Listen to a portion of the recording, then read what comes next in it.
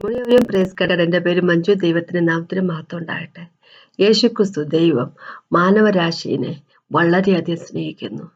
ദൈവം മനുഷ്യനെ സ്നേഹിക്കുന്നുണ്ടോ തന്നെ പിശാച് മാനവരാശിനെ വളരെയധികം ഹേറ്റ് ചെയ്യുന്നു, വളരെയധികം വെറുക്കുന്നു. ദൈവം നമ്മളെ വിക്ടോറിയസ് ആക്കുന്നതിന്, വിജയാളികളാക്കുന്നതിന് വേണ്ടിയാണ് ലോകത്തിലേക്ക് വന്നത്, മനുഷ്യന്റെ രൂപത്തിൽ വന്നതും ക്രോസ് ഓഫ് കാൽവരിയിൽ നമ്മൾക്ക് വേണ്ടി പാപമായി തീർന്നതും നമ്മൾക്ക് വേണ്ടി മരിച്ചതും ഉയർത്തെഴുന്നേറ്റും എല്ലാം മനുഷ്യവർഗത്തെ ജയാളികളാക്കുന്നതിന് വേണ്ടി, മനുഷ്യവർഗത്തെ ദൈവവുമായിട്ട് തിരിച്ച് ഒരു ബന്ധത്തിലാക്കുന്നതിന് വേണ്ടി. എന്നാൽ പിശാചോ നമ്മളെ എങ്ങനെയെങ്കിലും നശിപ്പിച്ച് അടുക്കണം എന്ന് വിചാരിച്ചു നടക്കുന്നവനാണ്, അല്ലെ? അതിനായിട്ടുള്ള സകല തന്ത്രങ്ങൾ അവൻ എന്നും ഏത് നിമിഷം എപ്പോഴും അവൻ പയറ്റിക്കൊണ്ടിരിക്കും, അല്ലെ? നമ്മൾക്ക് ദൈവത്തെ അറിയത്തില്ല എങ്കിൽ, അവൻ എന്താണ് നമ്മൾക്ക് വേണ്ടി ചെയ്ത് തന്നിട്ടിരിക്കുന്നത് എന്നുള്ള കാര്യം നമ്മൾക്ക് മനസ്സിലായില്ലെങ്കിൽ, അല്ലെ, പിശാച് അത് നമ്മുടെ ഇഗ്നോറൻസ്, നമ്മുടെ അറിവില്ലായ്മ അത് വളരെയധികം ഉപയോഗിക്കുകയും നമ്മുടെ മനസ്സിലേക്ക് നമ്മുടെ ഓരോ ചിന്തകളെ കൊണ്ടുവരികയും നമ്മുടെ മനസ്സിൽ, അല്ലെ, ബന്ധനങ്ങളെ, അല്ലെ, സ്ട്രോങ് ഹോൾഡുകളെ, അല്ലെ, പിന്നെന്താ ഇമാജിനേഷൻ, സങ്കല്പങ്ങളെയൊക്കെ കൊണ്ടുവന്ന് ദൈവത്തിൽ നിന്നും നമ്മളെ വലിച്ചുകൊണ്ട് പോവുക തന്നെ ചെയ്യും, അല്ലെ? അപ്പോൾ നമുക്കറിയാം പോൾ വഴി ദൈവം ഇങ്ങനെ നമ്മളോട് പറഞ്ഞിരിക്കുന്നത്, അല്ലെ, അപ്പോസ്റ്റൽ പോൾ വഴി ദൈവം ഇങ്ങനെ നമ്മളോട് പറഞ്ഞിരിക്കുന്നു, ഹോളി സ്പിരിറ്റ് ഗോഡ് തന്നെ പറഞ്ഞിരിക്കുന്നു, നമ്മൾ സകല വിധത്തിലുള്ള ബന്ധനങ്ങളെയും, അല്ലെ, സകല വിധത്തിലുള്ള സ്ട്രോങ് ഹോൾഡുകളെ, ഇമാജിനേഷനെയും ദൈവത്തിന്റെ അറിവിന് എഗെയിൻസ്റ്റ് ആയിട്ട് ഉയർന്നുകൊണ്ടിരിക്കുന്ന എല്ലാ തരത്തിലുള്ള ആർഗ്യുമെന്റ്സിനെയും നമ്മൾ എന്താ പറയുക, ബലമായിട്ട് അതിനെ പിടിച്ച് അടക്കി അതിനെ നശിപ്പിച്ച് കളയണം. അല്ലെങ്കിൽ എന്ത് പറ്റുമെന്ന് വെച്ച് കഴിഞ്ഞാൽ നമ്മൾക്കെതിരായിട്ട് വർക്ക് ചെയ്യും, നമ്മുടെ പിതാവിനെതിരായിട്ട്, അല്ലെ, നമ്മുടെ മനസ്സിൽ ആവശ്യമില്ലാത്ത ചിന്തകൾ പിശാച് കൊണ്ടുവന്നിട്ട് നമ്മളെ ദൈവത്തിൽ നിന്ന് അകറ്റാൻ അവൻ ശ്രമിക്കുക തന്നെ ചെയ്യും, അല്ലെ? അത് നമ്മളെ ബന്ധനത്തിലാക്കി വിടുക്കും, അല്ലെ? അപ്പൊ അതാണ് ഇന്നത്തെ ടോപ്പിക്ക്. മുമ്പോട്ട് മുമ്പായിട്ട് നമുക്കൊന്ന് പ്രാർത്ഥിക്കാം. പ്രാർത്ഥിച്ചതിന് ശേഷം നമുക്ക് പിന്നെ സംസാരിക്കും. കർത്താവേ, സമയത്ത് നന്ദി പറയുന്നു കർത്താവ്, അങ്ങേക്കായിട്ട് നന്ദി പറയുന്നു, അങ്ങയുടെ മകനായിട്ട്, അങ്ങയുടെ ഹോളി സ്പിരിറ്റ് ഗോഡിനായിട്ട് നന്ദി പറയുന്നു കർത്താവ്. ലോർഡ്, അങ്ങയുടെ വചനത്തിനായിട്ട് നന്ദി പറയുന്നു പിതാവേ, അങ്ങയുടെ പുത്രന്റെ നാമത്തിനായിട്ടും കർത്താവേ, യേശുവിന്റെ രക്തത്തിനായിട്ട് നന്ദി പറയുന്നു. Thank you Jesus master God. കർത്താവ്, ഞങ്ങൾക്ക് ആയുധങ്ങൾ വർഗ്ഗങ്ങൾ തന്നിരിക്കുന്നു, അങ്ങയിലുള്ള മഹത്തരമായിട്ട് ആയുധ വർഗ്ഗങ്ങൾ തന്നിരിക്കുന്നു കർത്താവ്. പിശാചിന്റെ ഓരോ വർക്കിനെതിരായിട്ട് നിൽക്കുന്നതിന് വേണ്ടിയും അവൻ ഉണ്ടാക്കുന്ന സ്ട്രോങ് ഹോൾഡുകളുടെ കർത്താവ് താഴെ കൊണ്ടുവരുന്നതിന്, ക്യാസ്റ്റ് ഔട്ട് ചെയ്തതിനുള്ള ആയുധങ്ങൾ ഞങ്ങൾക്ക് തന്നിരിക്കുന്നതിന് നന്ദി പറയുന്നു. നന്ദി പിതാവ്. കർത്താവ്, ഞങ്ങളോട് സംസാരിക്കുന്ന അപേക്ഷിക ഹൃദയത്തെ പ്രിപ്പയർ ചെയ്യണം കർത്താവ്. Lord father God, thank you Jesus master God. O Lord Jesus master, ഞങ്ങൾ ആ ആയുധങ്ങൾ ഉപയോഗിച്ചുകൊണ്ട് അങ്ങ് തന്നിരിക്കുന്ന പരിചയം കർത്താവ് കയ്യിലെടുത്തുകൊണ്ട് കർത്താവ് ലോർഡ് ഫാദർ ഗോഡ് മുമ്പോട്ട് പോകാൻ വിജയാളികളായിട്ടിരിക്കാൻ വേണ്ടി തന്നെ കൃപതാണെന്ന് അപേക്ഷിക്കുന്നു യേശുവിന്റെ നാമത്തിൽ. ആമേൻ. ഇനി നമുക്ക് സെക്കൻഡ് കൊരിന്ത്യരിലേക്ക് പോകാം. സെക്കൻഡ് കൊരിന്ത്യന്റെ 2 കൊരിന്ത്യന്റെ 10 ചാപ്റ്ററിന്റെ 3 തൊട്ട് 6 ഉള്ള വാക്കുകൾ പെട്ടെന്ന് വായിക്കാം. 2 കൊരിന്ത്യന്റെ 10 ചാപ്റ്ററിന്റെ 3 തൊട്ട് 6 വരെയുള്ള വാക്കുകൾ ഇങ്ങനെയാണ് പറഞ്ഞിരിക്കുന്നത്. ഞങ്ങൾ ജഡത്തിൽ സഞ്ചരിക്കുന്നവർ എങ്കിലും ജഡപ്രകാരം പോരാടുന്നില്ല. ഞങ്ങളുടെ പോരിന്റെ ആയുധങ്ങളോ ജഡികങ്ങൾ അല്ല, കോട്ടകളെ ഇടിപ്പാൻ ദൈവസന്നിധിയിൽ ശക്തിയുള്ളവ തന്നെ. അവയാൽ ഞങ്ങൾ സങ്കല്പങ്ങളും ദൈവത്തിന്റെ പരിജ്ഞാനത്തിനും വിരോധമായി പൊങ്ങുന്ന എല്ലാ ഉയർച്ചയും ഇടിച്ചു കളഞ്ഞു ഏതു വിചാരത്തെയും ക്രിസ്തുവിനോടുള്ള അനുസരണത്തിനായിട്ട് പിടിച്ചടക്കി നിങ്ങളുടെ അനുസരണം തികഞ്ഞു വരുമ്പോൾ എല്ലാ അനുസരണക്കേടിനും പ്രതികാരം ചെയ്യുവാൻ ഒരുങ്ങിയുമിരിക്കുന്നു, നിങ്ങൾ പുറമേയുള്ളത് നോക്കുന്നു. അപ്പൊ പോളിന്റെ വാക്കുകളാണ്. പോൾ വഴി ദൈവം നമ്മളോട് ഒരു വലിയൊരു എന്താ പറയുക, ഒരു സത്യം വെളിപ്പെടുത്തുകയാണ്. ദൈവം എപ്പോഴും പറയുന്ന സത്യം മാത്രമല്ല, വലിയൊരു സത്യം ഇവിടെ ദൈവം വെളിപ്പെടുത്തുകയാണ്. എന്താന്ന് വെച്ച് കഴിഞ്ഞാല് നമ്മൾക്ക് പോരാട്ടമുണ്ട്, അല്ലെ? നമ്മൾക്കെതിരായിട്ട് വർക്ക് ചെയ്യുന്ന ഒരുത്തനുണ്ട്, അവന്റെ പേരാണ് പിശാച്. അവൻ നമ്മളെ എങ്ങനെയും നശിപ്പിക്കണം, എങ്ങനെയും നമ്മളെ ബന്ധനത്തിലാക്കണം എന്ന് തീരുമാനമെടുത്തിരിക്കുന്നവനാണ്, അല്ലെ? ഒരു സോഫ്റ്റ് കോർണറും പിശാചിൽ നിന്ന് വിചാരിക്കരുത്. ഒരിക്കൽ പോലും നമ്മള് എന്താ പറയുക, ഒരു സോഫ്റ്റ് കോർണറിൽ അവനിൽ നിന്ന് പ്രതീക്ഷിക്കരുത്. നമ്മളെ നശിപ്പിക്കണം, കൊല്ലണം എന്നുള്ള തീരുമാനത്തോടെ അവൻ വന്നിരിക്കുന്നത്. നമുക്കറിയാം, ഇങ്ങനെയല്ല പറഞ്ഞിരിക്കുന്നത്, തീഫ്, കള്ളൻ വരുന്നത് അറക്കാനും മുടിപ്പാനും പിന്നെ സ്റ്റീൽ ചെയ്യുന്നതിനും കൊല്ലുന്നതിന് വേണ്ടി പിന്നെ ഡിസ്ട്രോയ് ചെയ്യുന്നതിന് വേണ്ടിയാണ് വന്നിരിക്കുന്നത്, അല്ലെ? നമ്മളെ നശിപ്പിക്കുക എന്നുള്ളത് തന്നെയാണ് അവന്റെ ഉദ്ദേശം. അത് നമ്മൾ മനസ്സിലാക്കുക, അല്ലെ? അതിനുവേണ്ടി ഏതൊരു രീതിയിൽ അവൻ ഉപയോഗിക്കും, എന്തൊരു കാര്യവും അവൻ ഉപയോഗിക്കും എന്നുള്ളതാണ് വാസ്തവം. ഇവിടെ ഇങ്ങനെ പറഞ്ഞിരിക്കുക പോളിങ്ങനെ പറയുക, ഞങ്ങൾ ജഡത്തിൽ സഞ്ചരിക്കുന്നവർ എങ്കിലും ജഡപ്രകാരം പോരാടുന്നില്ല. ഞങ്ങൾ ജഡത്തിൽ സഞ്ചരിക്കുക എന്ന് പറഞ്ഞു കഴിഞ്ഞാല് ജഡത്തിന്റെ സ്വഭാവത്തിൽ സഞ്ചരിക്കുക എന്നല്ല ഉദ്ദേശിക്കുന്നത്. നമുക്ക് ശരീരമുള്ളവർ ആണ് ഉദ്ദേശിക്കുന്നത്. അപ്പൊ അതിനു മുമ്പുള്ള വാക്കില് പോളിങ്ങനെ പറഞ്ഞിരിക്കുക, ഞങ്ങൾ ജഡത്തെ അനുസരിച്ച് നടക്കുന്നു എന്ന് നിരൂപിക്കുന്ന ചിലരോട് ധീരത കാണിപ്പാൻ ഞാൻ ഭാവിക്കുന്നു. ഞാൻ നിങ്ങളുടെ അടുക്കൽ വരുമ്പോൾ അങ്ങനെ ഖണ്ഡിതമായ ധൈര്യം കാണിപ്പാൻ ഇടവരരുത് എന്ന് അപേക്ഷിക്കുന്നു. അപ്പൊ ചില അപ്പോസ്തലന്മാരാന്ന് പറഞ്ഞുകൊണ്ട് കൊരിന്ത്യൻ ചർച്ചിലൊക്കെ കയറി പറ്റിയിരിക്കുന്ന ആൾക്കാര് പോളിന്റെ അതോറിറ്റിയെ ക്വസ്റ്റ്യൻ ചെയ്യും. പോളിനെ പറ്റി അല്ലെ, പോള് ലെറ്ററൊക്കെ എഴുതുമ്പോൾ വളരെ ശക്തിമായിട്ടാണ് എഴുതുന്നത്. പക്ഷെ അടുത്തു വരുമ്പോ എന്താ പറയാ, അത്രയ്ക്ക് ധൈര്യമുള്ളവനൊന്നും അല്ല എന്നൊക്കെ പറഞ്ഞൊക്കെ അല്ലെ, ശരിയായിട്ടുള്ള അപ്പോസ്റ്റലിനൊന്നും അല്ല എന്നൊക്കെ പറഞ്ഞ് പോളിന്റെ അതോറിറ്റി, ദൈവത്തിൽ നിന്ന് അതോറിറ്റിയെ ക്വസ്റ്റ്യൻ ചെയ്യുന്ന കുറെ അപ്പോസ്റ്റലന്മാരൊക്കെ കൂടി കൊരിന്ത്യൻ ചർച്ചിലൊക്കെ അകപ്പെട്ടിരുന്നു അല്ലെ. ഫോൾസ് ആയിട്ടുള്ള ടീച്ചർമാർ, റോങ് ആയിട്ടുള്ള ടീച്ചർമാർ, അങ്ങനെ അത് ദൈവം നമ്മളോട് പറഞ്ഞിരിക്കുന്ന കാര്യം അങ്ങനെ ഉണ്ടാവും എന്നുള്ളത് നമ്മളത് വളരെയധികം കെയർഫുൾ ആയിരിക്കണം ചുരുക്കം അല്ലെ. അപ്പോ മിക്ക ചർച്ചകളിലും കൊണ്ടത് ഇപ്പൊ നമുക്കറിയാം, ഗലാത്യർക്ക് ലേഖനത്തിലൊക്കെ ഗലാത്യർ ചർച്ചിൽ അല്ലെ, ആ ഏരിയയിലുള്ള ചർച്ചുകൾ, ഒരു ചർച്ച് അല്ല പല ചർച്ചുകളുണ്ട്. അപ്പൊ ആ ചർച്ചിൽ എല്ലാം റോങ് ആയിട്ട് പഠിപ്പിക്കുന്ന ആൾക്കാർ കയറിയിട്ടുണ്ടായിരുന്നു. അപ്പൊ അതുകൊണ്ട് തന്നെ പോൾ പറഞ്ഞിരിക്കുന്നത്, ഞങ്ങൾ പഠിപ്പിച്ച ഗോസ്പിൾ അല്ലെ, ഇപ്പൊ ഏഞ്ചൽസ് വന്ന് അല്ലെ, മാലാക്കന്മാര് പറഞ്ഞെങ്കിൽ പോലും അവരെല്ലാം അക്കേഴ്സ്ഡ് ആയിട്ടുള്ള ആൾക്കാരാണ് എന്നാണ് പറഞ്ഞിരിക്കുന്നത്. അപ്പൊ അങ്ങനെയാകുമ്പോ റോങ് ആയിട്ട് ഡോക്ടറിന് പഠിപ്പിക്കുന്ന ആൾക്കാരുണ്ട്. അപ്പൊ പോളിന്റെ അതോറിറ്റിയെ ക്വസ്റ്റ്യൻ ചെയ്യുന്ന ആൾക്കാരുണ്ട്. ഇപ്പൊ ഇവരിവിടെ പറഞ്ഞിരിക്കുക, പോള് പിന്നെ പോളിന്റെ കൂട്ടാളികൾ തിമോത്തിയും സൈലസും ടൈറ്റസും അങ്ങനെ പോലെയുള്ളവരൊക്കെ ആൾക്കാരൊക്കെ, തീത്തോസ് അല്ല, അപ്പൊ അങ്ങനെയുള്ള ആൾക്കാരൊക്കെ അവര് ജഡത്തിനനുസരിച്ച് ജീവിക്കുന്നവർ അല്ല, ജഡത്തിന്റെ സ്വഭാവത്തിനനുസരിച്ച് ജീവിക്കുന്നവരാണ് എന്നിങ്ങനെ പറഞ്ഞു. പക്ഷെ ഇവിടെ പോള് പറഞ്ഞു, ഞങ്ങൾ ജഡത്തിൽ സഞ്ചരിക്കുന്നവർ എങ്കിൽ, സഞ്ചരിക്കുക എന്ന് പറയുന്നത് ജഡത്തിൽ ജീവിക്കുക എന്ന് പറഞ്ഞ സ്വഭാവത്തിനെ പറ്റിയല്ല പറയുന്നത്, നമ്മുടെ ശരീരത്തെ പറ്റി പറയുന്നത്. എങ്കിലും ജഡപ്രകാരം പോരാടുന്നവരല്ല അല്ലെ. അപ്പൊ പോരാട്ടമുണ്ടെന്ന് ചുരുക്കം, നമുക്ക് പോരാട്ടമുണ്ട് അല്ലെ. അപ്പൊ എഫേസ്യ ലേഖനത്തിലേക്ക് വരുമ്പോഴും 6ാമത്തെ ചാപ്റ്ററിൽ ഇങ്ങനെയാണ് നമ്മളോട് പറഞ്ഞ 12ാമത്തെ വാക്ക്, എഫേസ്യന്റെ 6:12 ഇങ്ങനെ പറഞ്ഞിരിക്കും, നമുക്ക് പോരാട്ടം ഉള്ളത് ജഡരക്തങ്ങളോടല്ല. അവിടെ ദൈവം പറയുവാണ് പോൾ വഴി തന്നെ, പോരാട്ടം ഉണ്ട് നമുക്ക് ജഡരക്തങ്ങളോടല്ല. പക്ഷെ നമ്മുടെ വിചാരം ജഡരക്തങ്ങൾ എന്ന് പറയുമ്പോൾ മനുഷ്യര് അല്ലെ, മനുഷ്യര് എന്താ മനുഷ്യരാണ് നമ്മൾക്ക് എതിരെന്നും, മനുഷ്യരുമായിട്ട് നമുക്ക് പ്രശ്നം ബോധ്യപ്പെടുണ്ടാക്കുക, പ്രശ്നങ്ങളും വഴക്കുകളൊക്കെ ഉണ്ടാകുന്നത് മനുഷ്യരുമായിട്ടാണ്. പക്ഷെ അതിന്റെയൊക്കെ പുറകിലുള്ളത് നമ്മൾ ഉദ്ദേശിക്കുന്ന വ്യക്തികളല്ല. ഇവിടെ ഇങ്ങനെ 12ാമത്തെ വാക്കിൽ പറയാം, എഫേസ്യന്റെ 6:12 പറയാം, വാഴ്ചകളോടും അധികാരങ്ങളോടും അന്ധകാരത്തിന്റെ ലോകാധിപതികളോടും സ്വർലോകത്തിലെ ദുഷ്ടാത്മാക്ക് സേനയോടും അത്രേ. അപ്പൊ ഈ മനുഷ്യരെ കൊണ്ട് പ്രശ്നങ്ങളൊക്കെ ഉണ്ടാക്കിക്കുന്നതും അവരുടെ എപ്പോഴും പിശാചും അവന്റെ ടീമോ എന്ന് പറയാൻ പറ്റത്തില്ല. ജഡമാണ് അതിനെ ആദ്യമായിട്ട് തന്നെ വഴിവെച്ചു കൊടുക്കുന്നത് അല്ലെ.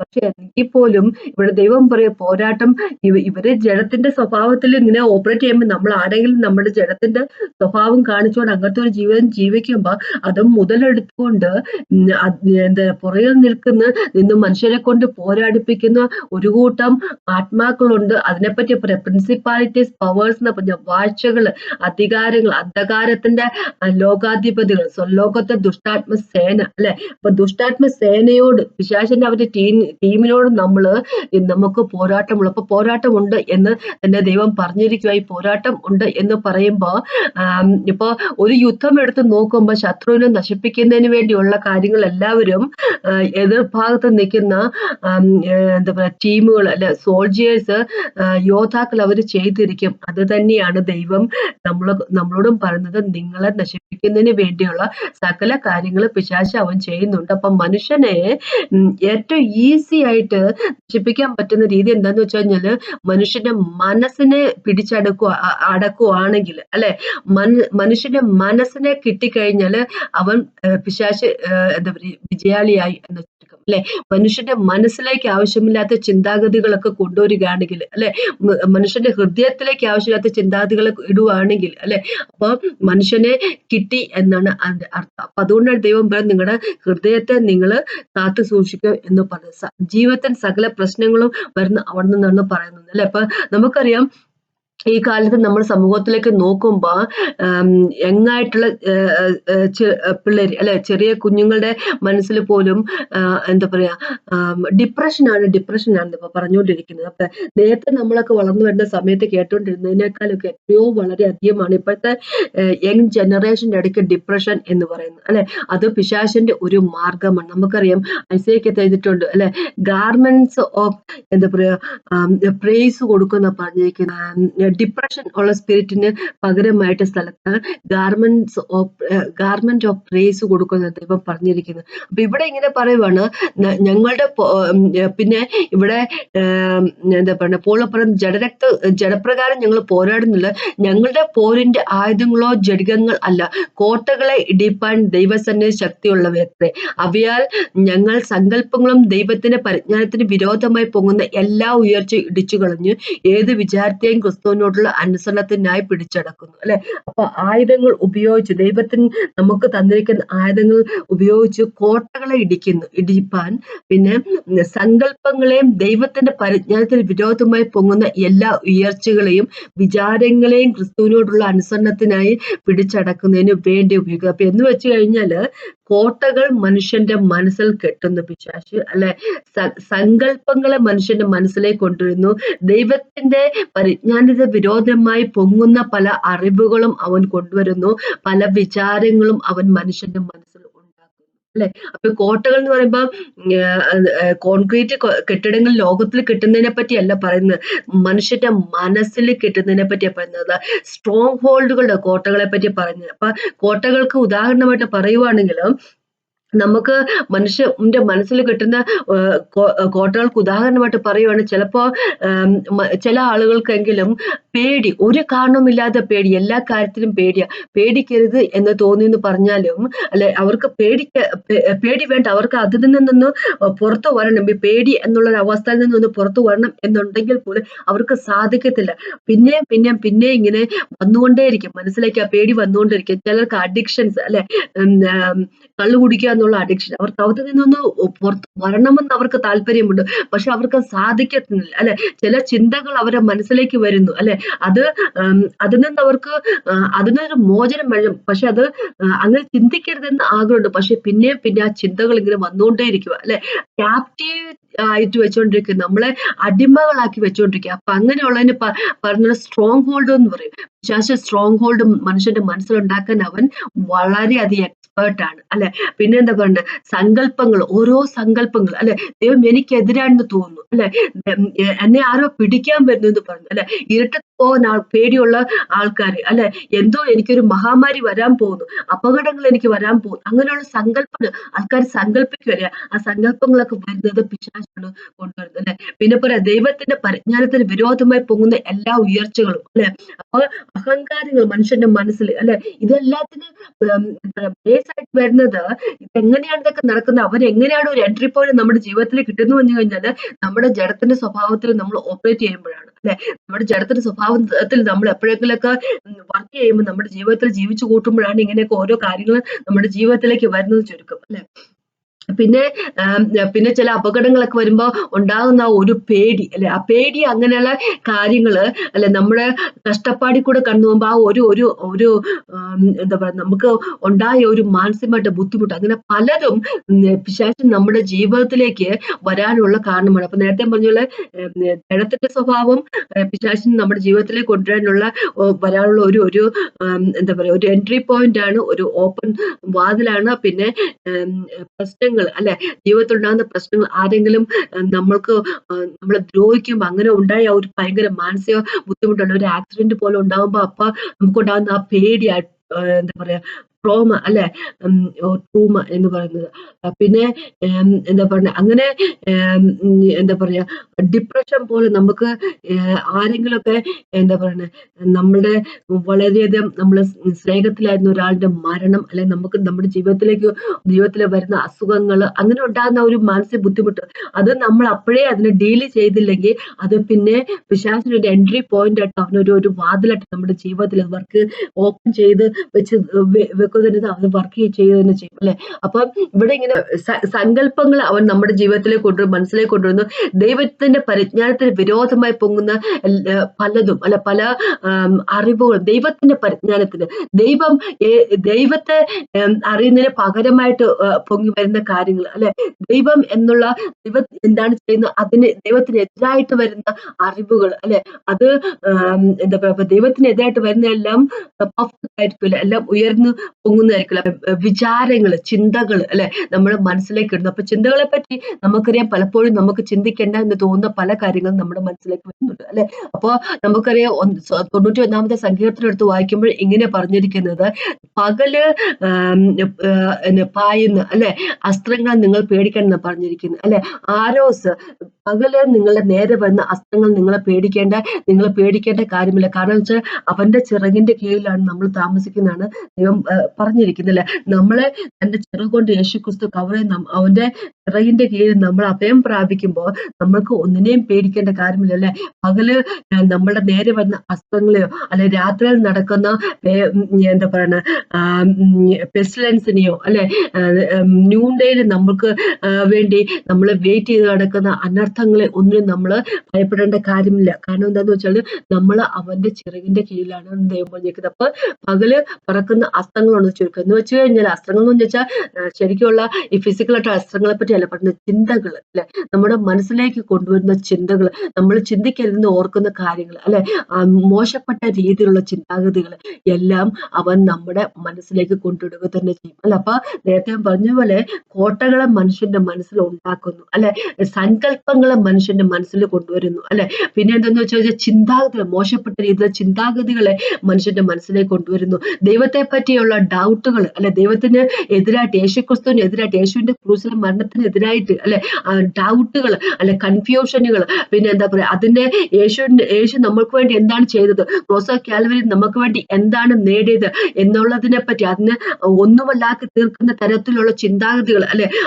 യേശു ശരിക്കും ദൈവമല്ല എന്നുള്ള രീതിയിലുള്ള ചിന്താഗതികൾ, യേശു നമ്മൾക്ക് വേണ്ടി ഒന്നും ചെയ്തിട്ടില്ലെന്ന് അല്ലെ, യേശുവിന്റെ ക്രോസിലെ മരണോ അതിന്, യേശുവിന്റെ ഉയർത്തെഴുന്നേൽപ്പിനെ പറ്റി അല്ലെങ്കിൽ രണ്ടാമത്തെ വരവിനെ പറ്റി അതിനെ ക്വസ്റ്റ്യൻ ചെയ്യുന്ന രീതിയിലുള്ള അല്ലെ, ദൈവത്തിന്റെ സ്നേഹത്തെ ക്വസ്റ്റ്യൻ ചെയ്യുന്ന രീതിയിലുള്ള ചിന്താഗതികൾ അങ്ങനെ പലതും നമ്മുടെ മനസ്സിലേക്ക് ഇടുന്നു അല്ലെ. അവൻ നമ്മളെ അങ്ങനെ ആ ചിന്താഗതികൾക്കൊക്കെ നമ്മള് വളം വെച്ച് കൊടുക്കുമ്പോൾ എന്ത് ചെയ്യുന്നു വെച്ച് കഴിഞ്ഞാൽ നമ്മള് അറിയാതെ തന്നെ അവന്റെ പിടിയിലായി പോകുന്നു, അറിയാതെ തന്നെ അവന്റെ താളത്തിനൊത്ത് തുള്ളുന്ന ആൾക്കാരായി പോകുന്നു, അറിയാതെ തന്നെ നമ്മൾ അവന്റെ അടിമകളായി പോകുന്നു അല്ലെ. അപ്പൊ അങ്ങനെയുള്ള എന്താ പറയാ അവന്റെ വർക്കുകൾ, പിശാചിന്റെ വർക്കിനെ തച്ചുടയ്ക്കത്തക്ക രീതിയിലുള്ള വെപ്പൺസ് നമ്മുടെ കയ്യിലുണ്ട് അല്ലെ, ദൈവം നമ്മൾക്ക് തന്നിരിക്കുന്നു എന്നാ പറഞ്ഞിരിക്കുന്നു. അപ്പൊ അങ്ങനെയാകുമ്പം നമ്മൾക്ക് പിശാചിനെതിരായിട്ട് പോരാട്ടമുണ്ട്. ആ പോരാടുന്നതിന് വേണ്ടി നമുക്ക് ദൈവം ആയുധങ്ങളും തന്നിരിക്കുന്നു. ആ ആയുധങ്ങൾ എന്ന് പറഞ്ഞാല്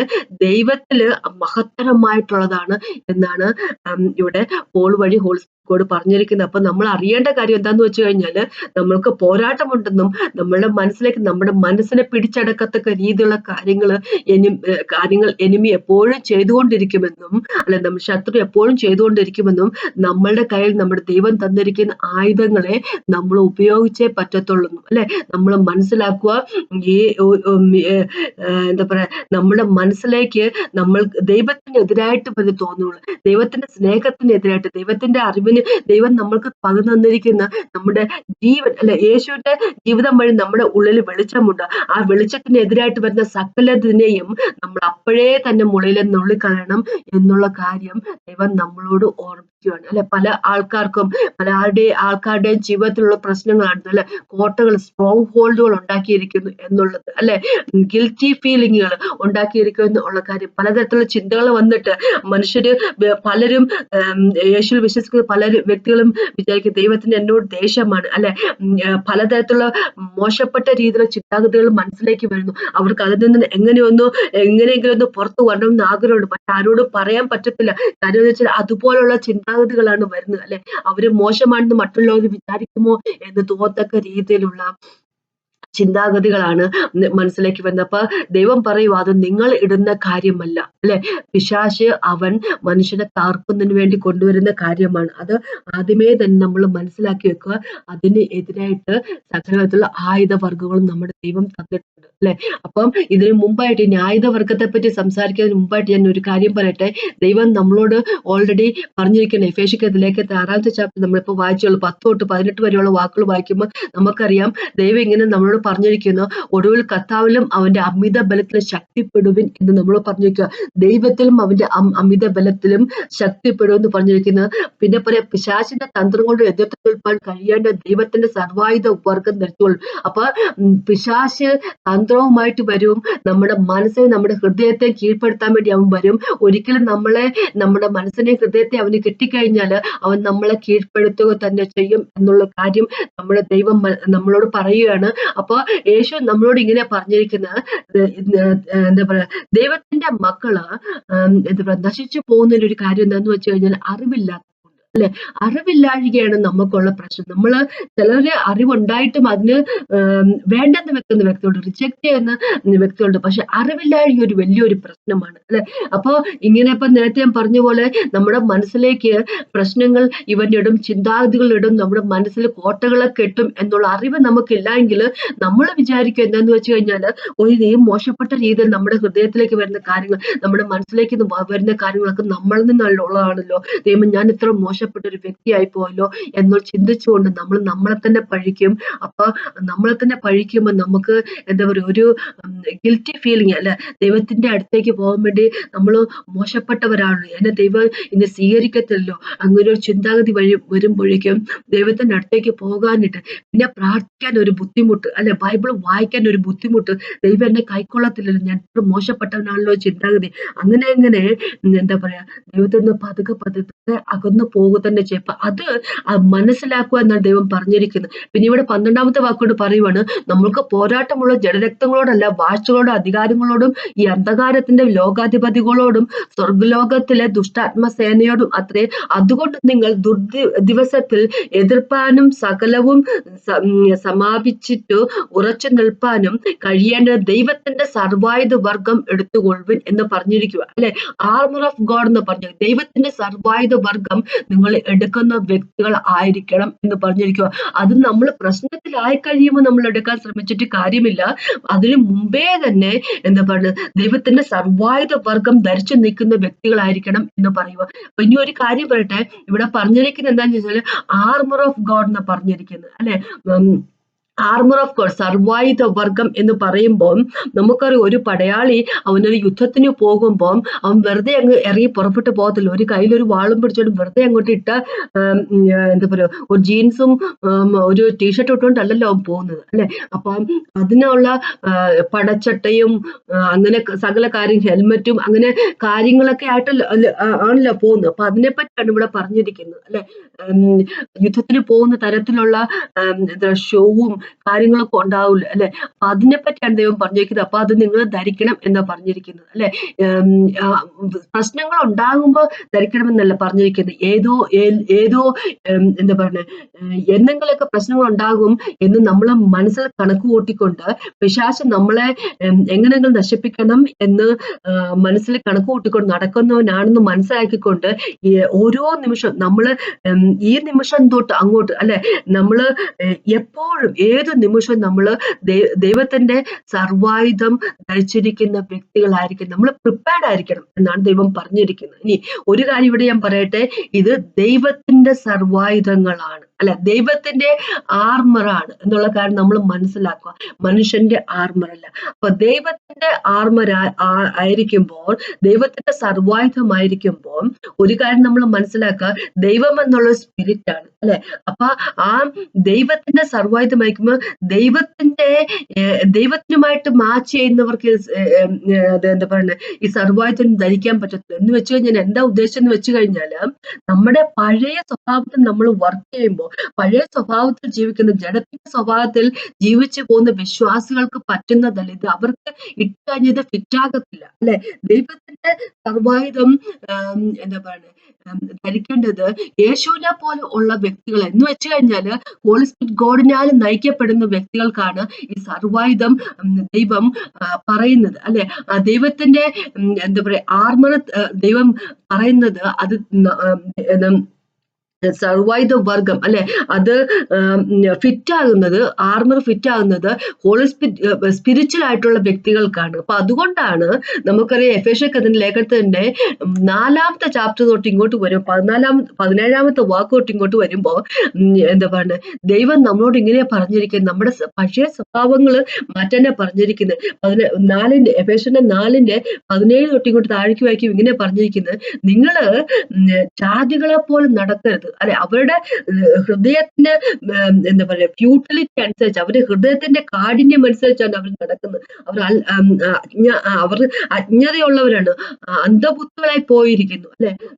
വ്യർത്ഥബുദ്ധി അവരുടെ വ്യർത്ഥബുദ്ധി അനുസരിച്ച് നടക്കുന്നത്, ഫ്യൂട്ടിലിറ്റി, മനസ്സിന്റെ ഫ്യൂട്ടിലിറ്റി അനുസരിച്ച്, അവരുടെ ഹൃദയം കഠിനമായതനുസരിച്ച് ദൈവത്തിന്റെ ജീവിതത്തിൽ നിന്ന് ഒരുപാട് അകലത്തിലാണ് അവർ നടക്കുന്നത് എന്ന് വെച്ച് കഴിഞ്ഞാൽ അത് അവരുടെ തന്നെ പ്രശ്നമില്ല. ജഡത്തിൽ ഓപ്പറേറ്റ് ചെയ്യുന്ന, ജഡത്തിൽ ജീവിക്കുന്ന ഏതൊരു വ്യക്തിന്റെയും പ്രശ്നമാണിത് അല്ലെ. അപ്പൊ നമ്മള് ജഡത്തിൽ ഇനി ജീവിക്കുന്ന വ്യക്തികളാകുമെന്ന് പറഞ്ഞിരിക്കുക. ഇവിടെ ഇങ്ങനെ പറഞ്ഞിരിക്കും, 22-ാമത്തെ നോക്ക്, എഫേസ്യർ 4:22 പറഞ്ഞിരിക്കും, മുമ്പിലത്തെ നടപ്പാൻ സംബന്ധിച്ച് ചതിമോഹങ്ങളിൽ വഷളായി പോകുന്ന പഴയ മനുഷ്യനെ ഉപേക്ഷിച്ച് നിങ്ങളുടെ ഉള്ളിലെ ആത്മാവ് സംബന്ധമായി പുതുക്കം പ്രാപിച്ചു സത്യത്തിന്റെ ഫലമായി നീതിയിലും വിശുദ്ധിയിലും ദൈവരൂപമായി സൃഷ്ടിക്കപ്പെട്ട പുതു മനുഷ്യനെ ധരിച്ചുകൊള്ളും അല്ലെ. ആ പുതു മനുഷ്യൻ, ദൈവം നമ്മുടെ ഉള്ളില് സൃഷ്ടിച്ചിരിക്കുന്ന ആ പുതിയ മനുഷ്യന് മാത്രമേ ഉള്ളൂ ദൈവത്തിന്റെ സർവായുധ വർഗം ധരിക്കാൻ സാധിക്കത്തുള്ളൂ. ജഡമനുസരിച്ച് ജീവിക്കുന്ന നമ്മുടെ പഴയ മനുഷ്യന് ദൈവത്തിന്റെ സർവായുധം ധരിച്ചു കഴിഞ്ഞാൽ അത് ഫിറ്റ് ആകത്തില്ല, അത് ലൂസ് ആയിരിക്കും, അത് ഊർന്നു പോകും അല്ലെ. അപ്പൊ യേശുക്രിസ്തുവിന്റേതാണ് സർവായുധം അല്ലെ, സർവായുധ വർഗം എന്ന് വെച്ച് കഴിഞ്ഞാൽ ആർമർ ഓഫ് ഗോഡ് എന്ന് പറഞ്ഞാൽ യേശുക്രിസ്തുവിന്റെ സ്വഭാവമായിട്ട് നടക്കുന്ന വ്യക്തികൾക്കല്ലേ അത് പറ്റത്തുള്ളൂ. അതുകൊണ്ടാണ് ഇനിയിപ്പോ 5-ാമത്തെ ചാപ്റ്ററിലേക്ക്, എഫേസ്യന്റെ 5-ലേക്കൊക്കെ വരുമ്പോ നമ്മൾ ചെയ്യേണ്ട കാര്യത്തെ പറ്റിയൊക്കെ പറയുക. 5:1 ഇങ്ങനെ പറഞ്ഞേക്കുക, ദൈവത്തെ അനുകരിക്കുന്ന വ്യക്തികളായിരിക്കും എന്ന് പറയുക അല്ലെ, വെളിച്ചത്തിൽ ജീവിക്കുന്ന വ്യക്തികളായിരിക്കും എന്ന് പറയുക. എന്താ പറയുക, ഇരുട്ടിലുള്ളവരായിരിക്കും. ഒരു കാലത്ത് നമ്മൾ ഇരുട്ടായിരുന്നു, പക്ഷെ ഇന്ന് യേശുക്രിസ്തു തന്റെ രക്തം കൊണ്ട് വീണ്ടെടുത്തേക്കുന്ന വ്യക്തികളുടെ ഉള്ളിലുള്ള വെളിച്ചം, ആ ഇരുട്ടെല്ലാം മാറ്റിട്ട് ഇന്ന് ദൈവത്തില് നമ്മൾ വെളിച്ചമായിരിക്കും. അപ്പൊ അതനുസരിച്ച് ജീവിക്കുക. ഹോളി സ്പിരിറ്റ് ഗോഡിനെ ഗ്രീവ് ചെയ്യാൻ സമ്മതിക്കരുത് അല്ലെ. നമ്മള് പിന്നെ ഹസ്ബൻഡുമാരോടും വൈഫുമാരോടും പറഞ്ഞ് വൈഫിനോട് സബ്മിസീവ് ആയിരിക്കും എന്ന് പറഞ്ഞ് ഹസ്ബൻഡോട് റെസ്പെക്ട് സ്നേഹിക്കുന്ന വ്യക്തികളായിരിക്കും എന്നൊക്കെ പറയുന്നത് അല്ലെ.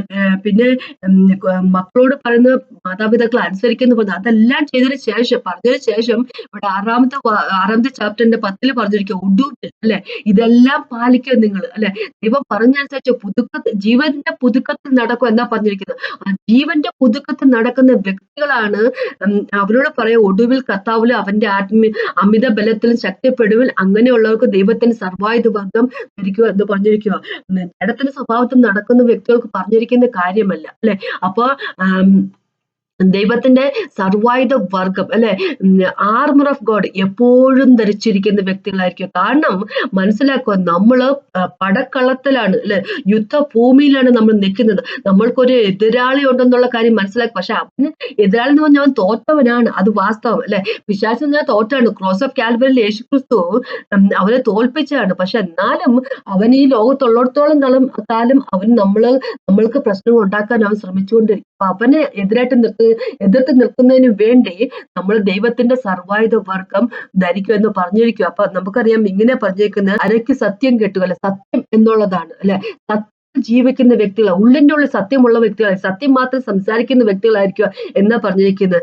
നീതി എന്ന കവചം ധരിക്കുക എന്ന് വെച്ച് കഴിഞ്ഞാൽ, നീതി എന്ന കവചം ധരിക്കുക എന്ന് പറഞ്ഞു കഴിഞ്ഞാൽ എന്താ ദൈവം അതുകൊണ്ട് ഉദ്ദേശിക്കുന്നത് വെച്ചാല്, ഒരു പരിശുദ്ധമുള്ള ഒരു ഹൃദയമുള്ള, അപ്രൈറ്റ് ആയിട്ടുള്ള ഒരു ഹൃദയം ഉള്ള വ്യക്തികളായിരിക്കും എന്നാ പറഞ്ഞിരിക്കുന്നത്. സത്യത്തിൽ വേരൂന്നിയ വ്യക്തികളാകും, സത്യം മാത്രം സംസാരിച്ചുകൊണ്ട് സത്യത്തിന് വേണ്ടി നിലനിൽക്കുന്ന വ്യക്തികളായിരിക്കുക. ഹൃദയത്തില് എന്താ പറയാ പരിശുദ്ധിയുള്ള വ്യക്തികളായിരിക്കും അല്ലെ. ഒരു അപ്രൈറ്റ് ആയിട്ടുള്ള നീതിയുള്ള ഒരു ഹൃദയമുള്ള വ്യക്തികളായിരിക്കുക. പിന്നെ സമാധാന സുവിശേഷത്തിനായിട്ടുള്ള ഒരുക്കം, കാലിന് ചെരുപ്പാക്കി അല്ലെ, എപ്പോഴും റെഡി ആയിരിക്കുക അല്ലെ. ഗോസ്പിൾ പറയുന്നതിന് വേണ്ടിയും ഗോസ്പിൾ പറയുന്ന വ്യക്തികളും ആയിരിക്കും അല്ലെ. മറ്റുള്ളവരെ ദൈവത്തിന്റെ രാജ്യത്തെ കൊണ്ടുവരിക എന്നുള്ളതായിരിക്കട്ടെ നമ്മുടെ എന്താ പറയാ ഒരു ഡിസയർ. എനിക്ക് ആൾക്കാരെ ദൈവത്തിന്റെ തുല്യത്തിൽ കൊണ്ടുവന്നിരിക്കണം എന്നുള്ള ഡിസയർ പോയിട്ട് നടക്കുന്ന വ്യക്തി, അത് നടപ്പാക്കുകയും ചെയ്യുന്ന വ്യക്തി അല്ലെ. പിന്നെ എല്ലാത്തിനും ദുഷ്ടന്റെ തീയമ്പുകൾ ഒക്കെയും കെടുത്തുവാൻ തക്കതായ വിശ്വാസം എന്ന എടുത്തുകൊണ്ട് നിൽപ്പിൽ എന്ന് പറഞ്ഞിരിക്കുന്നത്. രക്ഷ എന്ന ശിരോവസ്ത്രവും ശിരസ്ത്രവും ദൈവവചനം എന്ന ആത്മാവിന്റെ വാളും കൈക്കൊള്ളും അല്ലെ. ഇനി ഏറ്റവും വളരെയധികം പ്രധാനപ്പെട്ട ഒരു കാര്യം ദൈവം ഇവിടെ പറഞ്ഞിരിക്കും 18ാമത്തെ വാക്കില്, സകല പ്രാർത്ഥനയാലും യാചനയാലും ഏതു നേരവും ആത്മാവിൽ പ്രാർത്ഥിക്കുന്നവര് എന്ന് വെച്ചാല്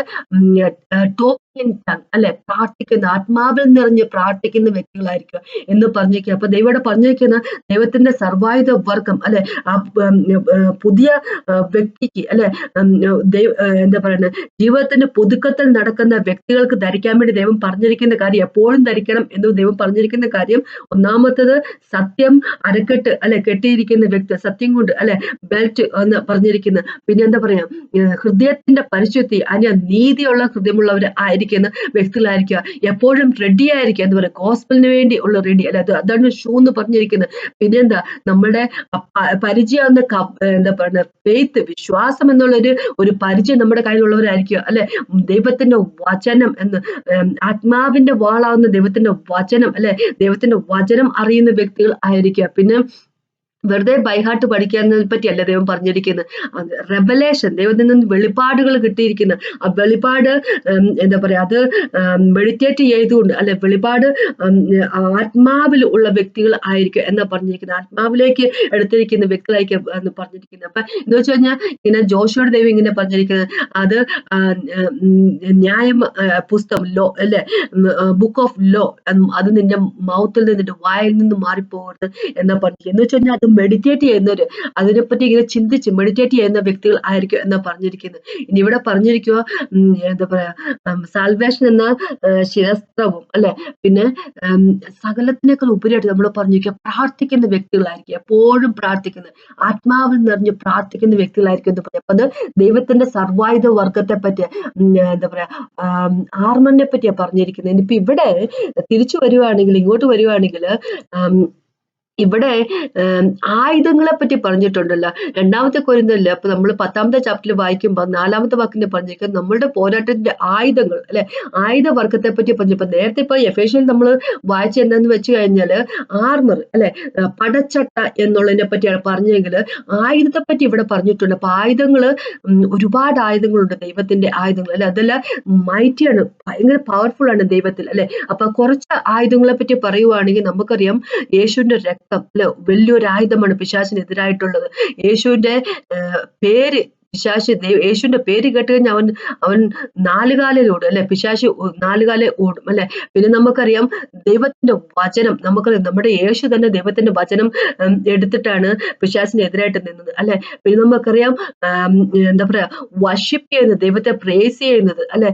പിന്നെ എന്താ പറയാ, നമ്മളുടെ ടെസ്റ്റിമണി. അപ്പൊ ഇങ്ങനെ റെവലേഷന്റെ അകത്ത്, അതായത് വെളിപാടിന്റെ അകത്ത് 12ാമത്തെ ചാപ്റ്റർ 11ാമത്തെ വാക്കിൽ പറഞ്ഞിരിക്കുന്നത്, പിശാചിനെ എന്താ പറയാ അതിജീവിച്ചത്, ദൈവത്തിൽ വിശ്വസിച്ച വ്യക്തി അല്ലെ അതിജീവിച്ചത് എങ്ങനെയാ, യേശുവിന്റെ രക്തം കൊണ്ടോ പിന്നെ അവരുടെ ടെസ്റ്റിമണി കൊണ്ടെന്നാ പറഞ്ഞിരിക്കുന്നത് അല്ലെ. പിന്നെ ഫാസ്റ്റിങ്ങും പ്രയറും അല്ലെ. അങ്ങനെ ഒരുപാട് വെപ്പൺസ് ഉണ്ട് നമ്മുടെ കാര്യം, ഒരുപാട് ആയുധ വർഗങ്ങളുണ്ട്. അപ്പൊ നമ്മളിത് ആ ആയുധ വർഗങ്ങൾ ഉപയോഗിച്ചുകൊണ്ട് നമ്മളുടെ മനസ്സിൽ അവൻ കെട്ടാൻ വരുന്ന കോട്ടകളെയും അല്ലെ, അല്ലെങ്കിൽ കോട്ടകൾ ഇനി കെട്ടിട്ടുണ്ടെങ്കിൽ അതിനെയും അല്ലെ, പിന്നെ സകല സങ്കല്പങ്ങളും ദൈവത്തിന്റെ പരിജ്ഞാനത്തിന് എതിരായിട്ട് വിരോധമായി പൊങ്ങുന്ന സകലതിനെയും അല്ലെ, പിന്നെ സകല വിചാരങ്ങളെ നമ്മൾ പുൾ ഡൗൺ ചെയ്യുന്ന വ്യക്തി, നശിപ്പിക്കുന്ന, പിടിച്ച് താഴെ ഇടുന്ന വ്യക്തികളായിരിക്കണം എന്ന് ദൈവം പറഞ്ഞിരിക്കുന്നത്. അങ്ങനെ അല്ലായെങ്കിൽ നമ്മൾ ഒരു പ്രാവശ്യം ഒരു ഇടം വെച്ച് കൊടുക്കുവാണെങ്കിലോ, ഒരു ചിന്ത വന്നു കഴിഞ്ഞാല് നമ്മള് ഞാൻ മോശപ്പെട്ടവരായതുകൊണ്ട് അതൊക്കെ വിചാരിച്ചുകൊണ്ടിരുന്നു കഴിഞ്ഞാല് ഈ പിശാചെന്ന് പറഞ്ഞവനോടല്ല കേറി മേയും. അതിനെപ്പറ്റി ദൈവം പറഞ്ഞേക്കുന്നത്. അവന് ഒരു സൂചി കുത്താൻ സ്ഥലം കൊടുത്തു കഴിഞ്ഞാൽ തൂമ്പ കയറ്റുന്നവനാണ് അവൻ സ്വഭാവമുള്ളവൻ. അതിനെപ്പറ്റി ദൈവം പറഞ്ഞേക്കുന്നത്. നമ്മൾ അവന്റെ സ്വഭാവം മനസ്സിലാക്കുന്നവർ ആയിരിക്കും എന്ന് ദൈവം നമ്മളോട് പറഞ്ഞിരിക്കുന്നത് അല്ലെ. അതിനെപ്പറ്റിയാണ് എനിക്ക് പറയാനുള്ളത്. അപ്പോൾ നമ്മൾ മനസ്സിലാക്കുക, നമുക്ക് എന്താ പോരാട്ടമുണ്ട് എന്നുള്ള കാര്യത്തെപ്പറ്റി നമ്മൾ എപ്പോഴും മനസ്സറിവ് ഉള്ളവരായിരിക്കും. അപ്പൊ നമുക്കൊന്ന് പ്രാർത്ഥിച്ചു നിർത്താം. ഇത് വളരെയധികം ലോങ് ആയിട്ടുള്ള വീഡിയോ ആയിപ്പോയി, എന്നാലും നമുക്കൊരു പ്രാർത്ഥന നിർത്താം. കർത്താവെ, സമയത്ത് നന്ദി പറയുന്നു. കർത്താവെ, അങ്ങയുടെ വചനത്തിനായിട്ട് നന്ദി പറഞ്ഞു. അങ്ങ് കർത്താവ് ഞങ്ങൾക്ക് ആയുധവർഗ്ഗങ്ങളെ കർത്താവ് അങ്ങ് തന്നതിനായിട്ട് നന്ദി പറയുന്നു. കർത്താവ് ലോർഡ് ഫാദർ ഗാഡ്, ഓ മാസ്റ്റർ ഗാഡ്, ഞങ്ങൾക്ക് പിശാചിനെ എതിർത്ത് നിൽക്കാനുള്ള സകല ശക്തി അങ്ങ് തന്നതിനായിട്ട് നന്ദി പറയുന്നു. യേശുവെ, അങ്ങയുടെ രക്തത്തിനായിട്ട് അങ്ങയുടെ നാമത്തിനായിട്ട് നന്ദി പറയുന്നു. അങ്ങയുടെ വചനത്തിനായിട്ട് നന്ദി പറയുന്നു. യേശുവെ നന്ദി പിതാവ്. Worship you, praise you master ഫാദറിനെ കേട്ടുകൊണ്ടിരിക്കുന്ന ആൾക്കാരെ ഓർത്ത് പ്രാർത്ഥിക്കുന്നു. ആരെങ്കിലും ഇങ്ങനത്തെ പ്രശ്നത്തിൽ കൂടെ കടന്നു പോകണേ അവരെ ഹെൽപ്പ് ചെയ്യണമെന്ന് അപേക്ഷിക്കുന്നു. ആ സ്ട്രോങ് ഹോൾഡുകളിൽ നിന്ന് കർത്താവെ, ചിന്താഗതികളിൽ നിന്നെല്ലാം ഇറങ്ങി പുറത്തു വരുന്നതിന് വേണ്ടി കർത്താവ് വിടുവിക്കാണെന്ന് അപേക്ഷിക്കുന്നു. യേശുവിൻ നാമത്തിൽ ആമേൻ. നന്ദി പിതാവേ, യേശുവിൻ നാമത്തിൽ ആമേൻ. ഇന്ന് കേട്ട നന്ദി ദൈവത്തിനകത്ത് മാത്രം ഉണ്ടാകട്ടെ.